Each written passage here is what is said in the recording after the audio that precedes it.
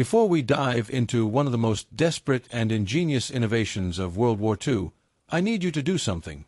Hit that like button right now. Seriously, if you love military history, tank warfare, or stories about soldiers who refuse to die quietly, smash that subscribe button and drop a comment telling me where you're watching from. Are you in Texas? Germany? Somewhere in the Pacific? Let me know. Normandy, July 1944. An American Sherman tank, draped in sandbags and welded track links, sits in the hedgerows.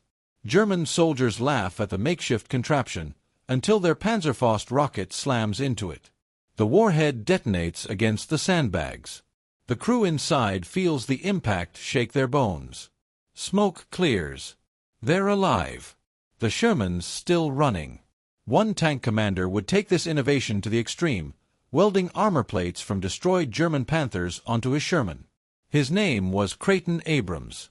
His tank was Thunderbolt 7, and it would become a legend.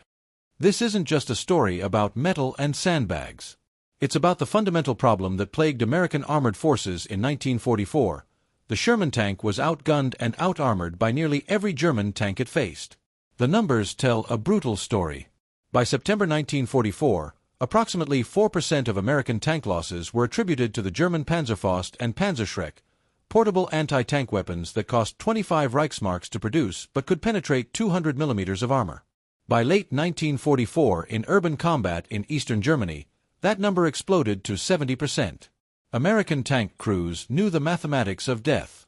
A Sherman weighed 33 tons and had frontal armor 63.5 millimeters thick, sloped at 47 degrees, providing an effective thickness of about 93 millimeters. Impressive, until you faced a German Panther with 80 millimeter frontal armor sloped at 55 degrees, giving an effective thickness of 140 millimeters.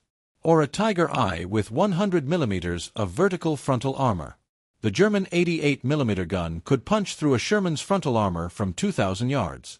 The Sherman's 75 millimeter gun had to get within 500 yards to have a chance against a Tiger. The stakes. Over 50,000 Sherman tanks were produced during the war. Of those deployed to Europe, thousands were knocked out. When a Sherman was penetrated by an armor-piercing round, 60 to 80% of early models caught fire. Crews had seconds to escape, if they could. This story explores how American ingenuity, desperation, and sheer stubbornness led to field modifications that would influence armored warfare for decades to come. June 6, 1944. The Normandy beaches. While infantry stormed Omaha and Utah, M4 Sherman tanks rolled off landing craft into waist-deep water. These 33-ton steel machines represented America's commitment to armored warfare, mass-produced, reliable, mechanically sound. The Sherman wasn't designed to be the best tank on the battlefield. It was designed to be good enough, in sufficient numbers, to overwhelm the enemy. And in North Africa, against German Panzer IIIs and IVs, that strategy worked. But Normandy was different. The Germans had learned from Africa. They'd learned from the Eastern Front, where Soviet T-34s and heavy KV-1 tanks had shocked the Wehrmacht. By 1944, Germany fielded the Panzerkampfwagen V Panther, a medium tank with sloped armor, a powerful 75 millimeter gun, and mobility that matched the Sherman. They fielded the Tiger Eye heavy tank, with armor so thick that Sherman crews reported their rounds simply bouncing off. Worse still, they developed portable anti-tank weapons. The Panzerschrecks, basically a German copy of the American bazooka, and the Panzerfaust, a disposable rocket launcher that could be handed to any infantry soldier. The Normandy hedgerows became a killing ground. These ancient earthen walls, grown over centuries and topped with dense vegetation, turned every field into a fortress. German infantry could hide 15 feet from a Sherman, pop out with a Panzerfaust, fire at point-blank range, and disappear. The shaped charge warhead would punch through the Sherman's side armor, only 38 millimeters thick, and detonate inside. What happened next was nightmare fuel. Ammunition stored in the sponsons would ignite. Within seconds, the interior became a furnace. Tankers called them Ronsons, after the cigarette lighter company whose slogan was, "Lights every time." Lieutenant Colonel Creighton W. Abrams, Jr., commander of the 37th Tank Battalion, 4th Armored Division, watched his men die in these machines. The 37th had landed at Utah Beach on July 11, 1944, over a month after D-Day, as part of Third Army's follow-on force. They'd trained for months in England, learning to work together, trusting their machines. Now those machines were betraying them. Abrams was 29 years old, a West Point graduate who'd been training to fight since 1936. He understood combined arms warfare. He understood maneuver. But he was learning a new lesson. In combat, the equipment you have matters less than what you do with it. By late July 1944, the Sherman crews were getting desperate. They'd started scrounging materials, anything that might add protection. Sandbags were everywhere. Engineer units used them for fortifications. Tank crews started piling them on their Sherman's fronts, sides, and turrets. Some units built elaborate steel frames welded to the hull to hold sandbags in place. Others used spare track links, welding them to vulnerable areas. A few enterprising crews even mixed concrete and troweled it onto their hulls like a protective shell. The improvisations spread like wildfire through the ranks. Company by company, battalion by battalion, American tankers were modifying their vehicles in the field. Nobody was asking for permission. They were too busy trying to survive. By August 1944, you could identify American tank units by their modifications. First Army units favored simple sandbag applications. Ninth Army developed a layered system.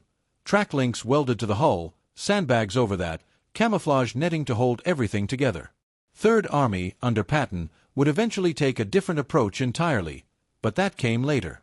The question everyone was asking, did any of it actually work? The engineers were skeptical. The extra weight, sometimes over a ton of sandbags, was murder on the Sherman suspension and transmission. Broken springs. Burned-out transmissions. Tanks that couldn't keep up with the advance. Was it worth it?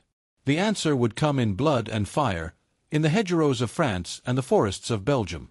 The mathematics of tank combat in 1944 Europe were unforgiving. Every engagement was a calculation of armor thickness, projectile velocity, impact angle, and distance. The Sherman lost most of these calculations against German armor. Consider the numbers. A standard M4 Sherman with a 75mm M3 gun could penetrate 76mm of armor at 1,000 yards. The German Panther's frontal armor, sloped at 55 degrees, had an effective thickness of 140mm. Basic geometry meant that unless a Sherman got a side shot or close to near-suicidal range, it couldn't kill a Panther from the front. The Tiger I was even worse. Its 100mm frontal armor, while not sloped, was simply too thick. Sherman crews learned to aim for the Tiger's tracks, hoping to mobility kill it so that artillery or tank destroyers could finish the job. But the Germans could kill Shermans from distances that seemed almost abstract. The German 88mm gun, mounted in both the Tiger I and in towed anti-tank configurations, could penetrate a Sherman's frontal armor from 2,000 yards. The Panther's 75mm gun could do it from 1,500 yards. German tank commanders would position their vehicles in ambush, using superior optics to spot Shermans first and engage from ranges where return fire was impossible. American tank commanders called it getting sniped. The casualty reports from Normandy told a grim story. The 2nd Armored Division reported that in the month following D-Day, they lost 133 Shermans. The 3rd Armored Division lost 165. These weren't just machines. Each loss meant potential casualties among the 5-man crew. Driver, assistant driver, gunner, loader, and commander. Some escaped. Many didn't. A British study of the 8th and 29th Armored Brigades during the Normandy campaign found that of 166 Shermans knocked out in combat, 94, that's 56.6%, burned out completely after being penetrated. An American survey reached a similar conclusion. 65% of tanks that were penetrated subsequently caught fire. The fire problem had a specific cause: ammunition storage. Early Shermans stored their 75mm rounds in sponsons, the hull sides above the tracks. These were the most vulnerable parts of the tank, with only 38mm of armor. When an armor-piercing round penetrated a sponson, it would hit ammunition racks. The propellant in those rounds would ignite. The tank would brew up, as the British grimly called it. Later Sherman models introduced wet stowage, with ammunition stored in water-filled jackets on the hull floor, which reduced fire risk to 10 to 15%. But most Shermans in Normandy still had dry stowage. They were rolling bombs. Then came the Panzerfaust. The Faust Patron, fist projectile, had been developed in 1943 for the Eastern Front, where German infantry desperately needed weapons to counter Soviet armor. The weapon was brilliantly simple, a shaped charge warhead on a disposable tube launcher. No complex aiming mechanisms. No reloading. Point at tank, pull trigger, throw away tube. The Panzerfaust 30 Klein had a range of just 30 meters but could penetrate 140 millimeters of armor. The Panzerfaust 60, introduced in late 1943, could penetrate 200 millimeters at 60 meters. Production ramped up to horrifying levels. In October 1943, Germany produced 40,000 Panzerfausts. By 1945, monthly production exceeded 1.5 million units. They were everywhere. Every German infantry company had them. Every Fallschirmjäger squad. Every Volkssturm old man and Hitler Youth teenager defending the Reich. The Panzerfaust cost 25 Reichsmarks, about $10 in 1944 dollars. A Sherman cost $44,556. Do the math. Germany could produce 1,782 Panzerfausts for the price of one Sherman. In September 1944, only 4% of American tank losses were attributed to Panzerfausts and Panzerschrecks. By late 1944 in urban combat, that number was 70%. The weapon transformed infantry into tank killers. A single scared teenager hiding in rubble could destroy a 33-ton steel machine with a $10 weapon. The psychological impact was devastating. Sherman crews never knew when a Panzerfaust team was lurking. Every building, every hedgerow, every pile of rubble might hide death. They couldn't see the enemy until the rocket was already in flight. By then, it was too late. Staff Sergeant Robert Early of the 3rd Armored Division described it in a letter home. "You hear a whoosh, and you've got maybe a second. If it hits the right spot, the side, the rear, you're done. The boys who make it out, they're the lucky ones. Most times, you don't make it out." The wet stowage Shermans helped with the fire problem, but they didn't solve the Panzerfaust problem. The shaped charge warhead didn't care how your ammunition was stored. It cared about creating a jet of superheated metal that would punch through your armor, bounce around your crew compartment, and kill everyone inside. Against that threat, 38 millimeters of side armor was a joke. American tank crews needed protection. The Army couldn't provide it fast enough, so they built their own. The first improvised armor appeared almost organically. Nobody gave orders. Nobody wrote field manuals. Tank crews simply started piling sandbags on their Shermans. It happened first in 1st Army units pushing through the bocage country of Normandy in July 1944. Sandbags were plentiful. Engineer companies used them for everything from fortifications to flood control. They were easy to obtain, easy to place, and psychologically comforting. Something was better than nothing, even if that something was just cloth bags filled with French dirt. The early applications were crude. Sandbags piled on the glacis plate, the sloped frontal armor. Bags stacked on the turret. Some crews lashed them with rope or communications wire. Others built wooden frames to hold them in place. The theory made sense to the tankers. Sandbags stopped bullets, right? Infantry dug foxholes and lined them with sandbags. Bunkers had sandbag walls. Why not tanks? By late July, entire units were sandbag armored. The practice spread through word of mouth, through tankers sharing ideas at maintenance areas, through commanders who'd rather have their men trying something than doing nothing. Company after company, the Shermans took on a lumpy, irregular appearance. Some tanks carried a ton or more of sandbags. The weight put enormous strain on the already overworked suspension and drivetrain. Transmissions failed. Final drives burned out. Suspensions collapsed. But the crews kept doing it because they believed it might save their lives. Then came the welded track links. Spare tank tracks were always available. Knocked-out tanks left them scattered across battlefields. The tracks were steel, thick and heavy. If sandbags might work, surely hardened steel would work better. Tankers started welding spare track links to vulnerable areas: the glacis, the turret front, the hull sides. The work was done at field maintenance areas, by unit mechanics who were supposed to be fixing broken vehicles, not modifying them. Nobody cared. The modifications spread. Some units got creative. Logs lashed to hull sides.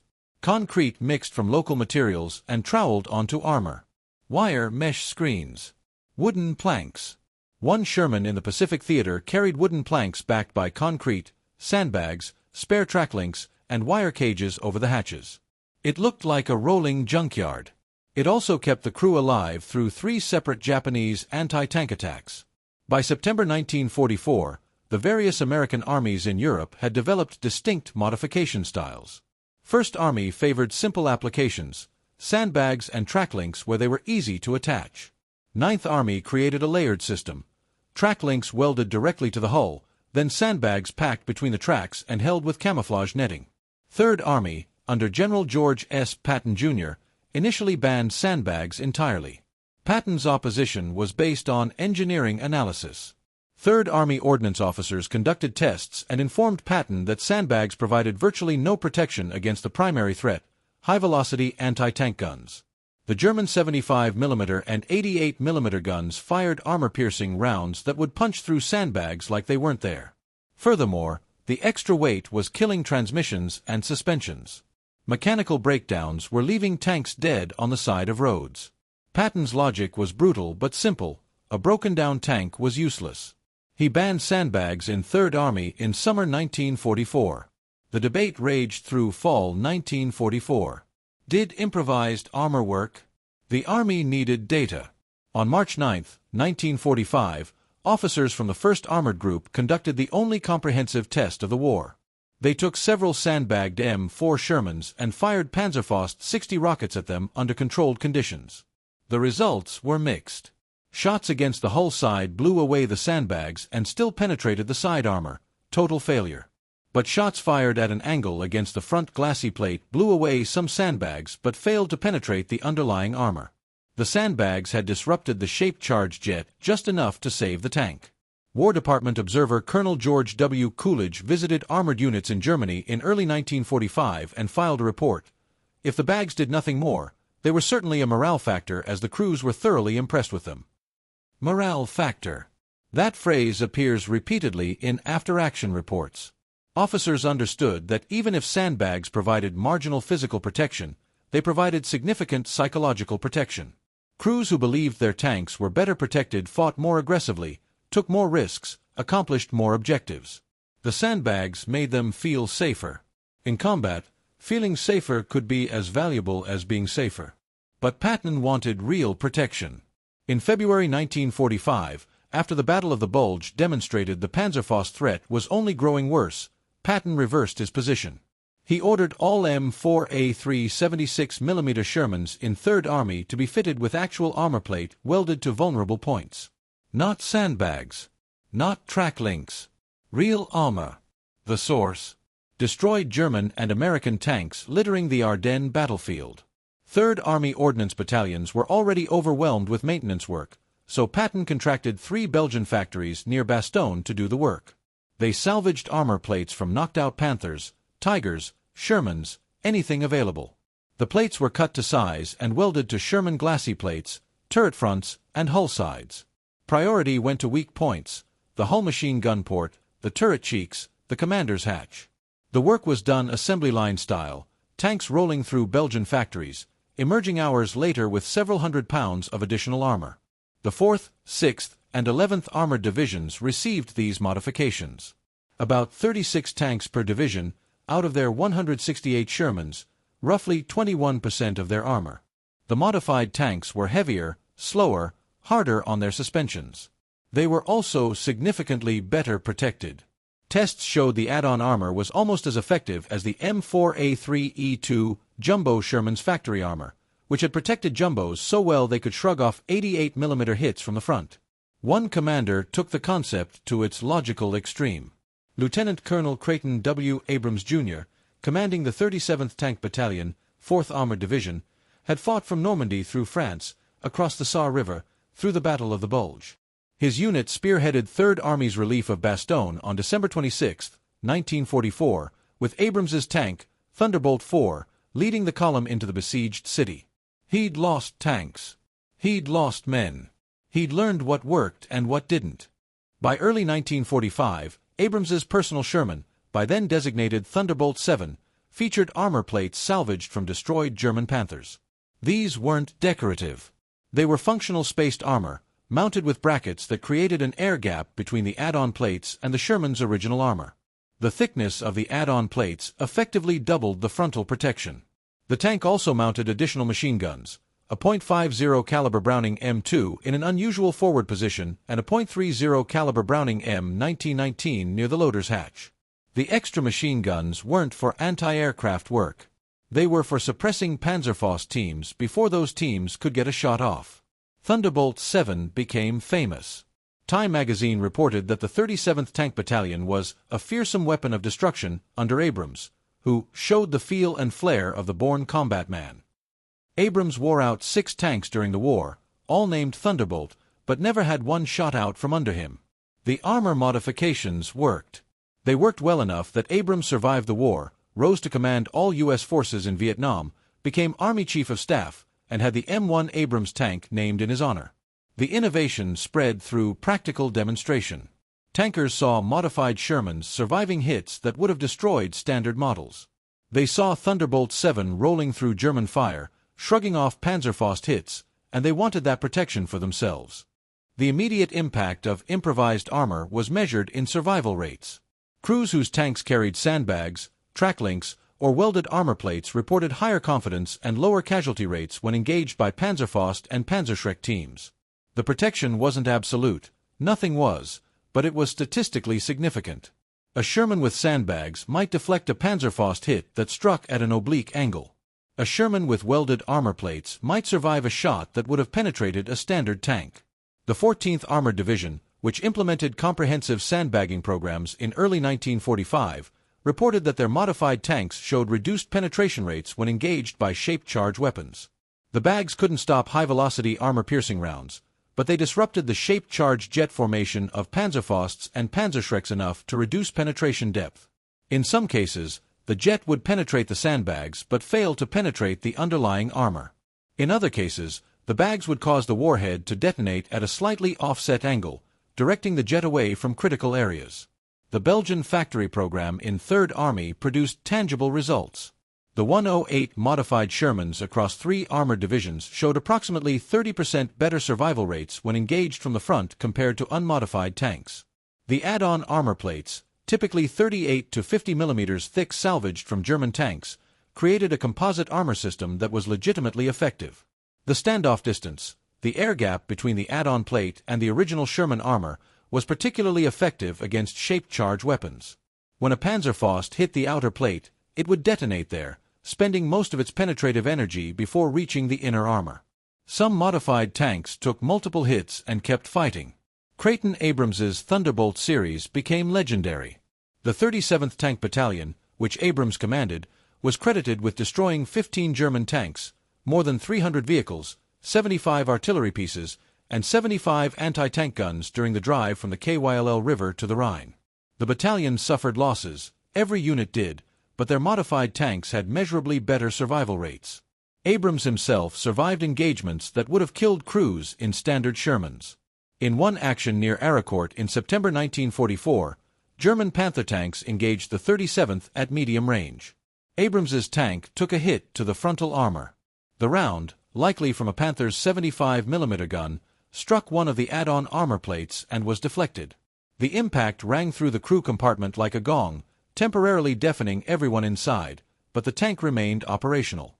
Abrams returned fire, knocked out the Panther, and continued the advance. The psychological impact was equally significant. Tank crews who believed their vehicles were better protected fought more aggressively. They took calculated risks that crews in standard tanks avoided. They advanced under fire, closed with enemy positions, and accomplished missions that might otherwise have been deemed too dangerous. Commanders recognized this. Even when engineering tests showed marginal physical benefits, commanders approved continued use of improvised armor because the morale benefits were undeniable. A confident crew was an effective crew. The German perspective is illuminating. Wehrmacht after-action reports from late 1944 and early 1945 noted the American improvised armor with interest and some concern. A captured German intelligence document from December 1944 included sketches of sandbagged and track-linked Shermans with notes about how to engage them. The recommendation was to target the lower hull and suspension, areas where improvised armor was difficult to apply. The fact that Germans were adapting their tactics to account for American modifications indicates those modifications were working. Production numbers tell another story. The M4A3E2 Jumbo Sherman, the factory-produced assault tank with heavy armor, entered production in May 1944. Only 254 were built before production ended in July 1944. Those jumbos were distributed to units across Europe and proved highly effective. They could shrug off 88mm hits from the front, making them nearly invulnerable to most German anti-tank weapons. But there were only 254 of them across the entire European theater. Meanwhile, field modifications created thousands of semi-jumbos, Shermans with improvised armor that wasn't as good as a real jumbo but was significantly better than nothing. The field modification program effectively gave American armored forces a larger pool of assault-capable tanks than the official production numbers suggested. The improvised armor movement influenced factory production. By late 1944, Sherman production incorporated lessons from the field. The M4A3E8 Easy 8, which entered production in March 1944 and was produced through April 1945, for 1,542 units total, featured factory-installed applique armor plates on the hull sides and improved suspension to handle the extra weight. This wasn't improvisation. This was the Army recognizing that field modifications worked and incorporating them into official designs. The most famous individual example of improvised armor's effectiveness came on December 26, 1944, outside Bastogne. The 37th Tank Battalion, led by Creighton Abrams in Thunderbolt 4, punched through German lines to relieve the besieged 101st Airborne Division. The battalion was down to 20 operational tanks. They faced German Fallschirmjäger, artillery, and Panzerfausts teams throughout the 5-mile advance from Assenois to Bastogne. Multiple Shermans were hit. Several were knocked out. But enough survived, including Abrams's modified command tank, to complete the mission. When Abrams's column broke into Bastogne's perimeter at 4:45 p.m., the paratroopers were incredulous. One paratrooper reportedly shouted, "Hot damn, we're mighty glad to see you." The relief of Bastogne became a defining moment of the Battle of the Bulge. Abrams received the Distinguished Service Cross. His battalion received a Presidential Unit Citation. And Thunderbolt 4, with its improvised armor modifications, became a symbol of American ingenuity and determination. The tank had taken hits during the advance but kept rolling. The add-on armor had worked. By war's end in May 1945, improvised armor had become standard practice across American armored forces in Europe. Nearly every Sherman carried some form of field modification: sandbags, track links, welded plates, concrete, logs, or combinations thereof. The official Army position evolved from "don't do that" to "if you must do it, here are best practices." Technical bulletins from early 1945 included guidelines for proper sandbagging techniques, optimal track link placement, and recommended armor plate sources. The Army had recognized that soldiers in combat would find ways to protect themselves, and it was better to provide guidance than prohibition. The improvised armor movement saved lives. Exact numbers are impossible to calculate. There's no way to know how many tankers survived because of a sandbag that deflected a Panzerfaust, or a track link that absorbed shrapnel, or an armor plate that stopped an 88mm round. But the anecdotal evidence is overwhelming. Unit after unit reported that modified tanks had better survival rates. Crew after crew testified that improvised armor saved their lives. The modifications worked. Not perfectly. Not every time. But enough times, in enough battles, to make them worthwhile. The story of improvised armor in World War II extends far beyond the immediate tactical impact. It became a case study in military innovation, in the relationship between doctrine and reality, and in the fundamental truth that soldiers will always adapt to survive. The lessons from those modified Shermans rolling through France and Germany in 1944–45 would influence armored warfare for the next 8 decades. The first legacy was doctrinal. Before World War II, military doctrine emphasized standardization. Equipment was designed, tested, approved, and issued. Field modifications were generally discouraged or outright forbidden. The reasoning was sound. Unauthorized modifications could compromise vehicle performance, create maintenance nightmares, and reduce interoperability. But the Sherman improvised armor movement demonstrated that doctrine had to bend to reality. When soldiers faced threats that standard equipment couldn't counter, they would innovate regardless of regulations. The Army's eventual acceptance and codification of improvised armor techniques represented a fundamental shift in how military institutions thought about equipment modification. This lesson was reinforced in every subsequent conflict. In Korea, American tanks again faced situations where crews improvised protective measures. Sandbags remained popular, as did salvaged armor plates. In Vietnam, American armored cavalry units modified their M1 armored personnel carriers with gun shields, additional armor, and improvised reactive armor using lumber and chain-link fencing. These modifications, collectively called hardecavs, became so widespread that they effectively created a new vehicle variant. The Army eventually authorized them. In Iraq and Afghanistan, the pattern repeated with stunning familiarity. In 2003 to 2004, American troops found their up-armored Humvees and light-armored vehicles vulnerable to improvised explosive devices and rocket-propelled grenades. Crews began adding improvised armor using whatever materials were available: steel plates, sandbags, spare armor from damaged vehicles, even packed dirt. The media called it hillbilly armor. The Pentagon initially resisted, citing the same concerns raised about Sherman modifications 60 years earlier: added weight, reduced performance, potential mechanical failures. But the troops kept doing it because it saved lives. Eventually, the military-industrial complex caught up, producing factory-made armor kits. But the initial innovation came from soldiers in the field, just as it had with the Sherman. The technical legacy is equally significant. The improvised armor experience validated several concepts that became fundamental to modern armor design. Spaced armor, the principle of having multiple layers with air gaps between them, proved highly effective against shaped-charge weapons. The add-on armor plates on Abrams's Thunderbolt series worked precisely because of the standoff distance they created. This principle was incorporated into post-war tank designs. The Soviet T-55, introduced in 1958, featured spaced armor. The American M60 Patton tank used it. Modern main battle tanks like the M1 Abrams, named for Creighton Abrams, use sophisticated composite armor systems based partially on the lessons of World War II improvised modifications. Reactive armor, which uses explosive blocks to disrupt shaped-charge jets, evolved from similar principles. When a shaped-charge warhead detonates, reactive armor blocks explode outward, disrupting the jet formation before it can penetrate the underlying armor. The first combat use of reactive armor was by Israel in 1982, but the theoretical basis dates to observations made during World War II about how sandbags and other improvised materials could disrupt shaped-charge weapons. The human story behind improvised armor is perhaps the most important legacy. It's about soldiers refusing to be passive victims. The tankers who piled sandbags on their Shermans weren't just adding weight, they were asserting control over their fates. They were saying, "I might die in this metal box, but I'm going to do everything I can to prevent that." This spirit of aggressive problem-solving became part of American military culture. U.S. forces are now expected to adapt, improvise, and modify equipment to meet mission requirements. That expectation traces directly back to men like Creighton Abrams and the thousands of unknown tank crews who welded, bolted, and tied extra protection onto their vehicles.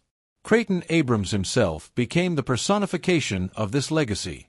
After World War II, he continued serving, commanding tank units in Korea, rising through the ranks, eventually commanding all U.S. military forces in Vietnam from 1968 to 1972.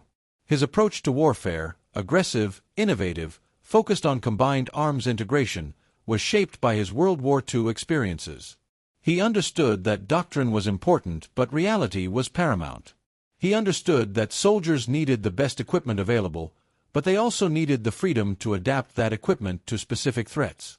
When Abrams became Army Chief of Staff in 1972, He pushed for equipment designs that were inherently adaptable, that could accept field modifications without compromising core functionality. The M1 Abrams main battle tank, which entered service in 1980 and remains the U.S. Army's primary tank today, was named in his honor. It's fitting that the tank bearing his name features modular armor, sections that can be replaced or upgraded without rebuilding the entire vehicle. The M1's design philosophy explicitly incorporates lessons from World War II. Build a robust base platform, then allow for field modifications and upgrades as threats evolve. Modern M1s in Iraq and Afghanistan carried reactive armor tiles, slat armor cages, and various improvised additions. That's Abrams's legacy, a tank designed to be modified.